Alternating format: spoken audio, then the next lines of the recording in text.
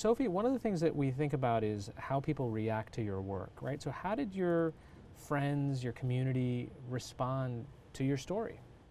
Well, I think that mostly it was because nobody really gave the food program at my school a second thought. So when we came out with the news story and people were actually saying it would have been changed by the USDA because it wasn't something that they liked, people started to think, wow, this is something that we really like and it could be changed. What can we do to prevent that? Mary, I want to ask you, doing reports, did they increase your awareness of all the other reporting that's out there, especially about science? All of a sudden I cared way more just because I had a much better sense of awareness of how that could affect my community. And I think that was hugely important to my education and basically how I carried out everything else that I was going to do from there on out.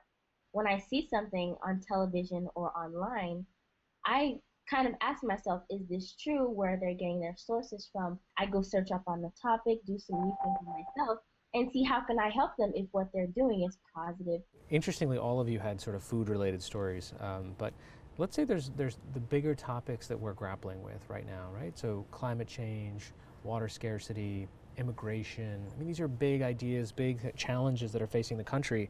How can journalism by youth reporters help inform people about these really big, meaty issues? It's easier to talk to the millennials if you're actually a millennial yourself, because not only can you have that connection with them, you can see what they're going through, you can understand what they're going through, and so I think that helps. It definitely offers a fresher perspective, and we may be able to draw something out of the person we're interviewing a little bit easier than someone that is older.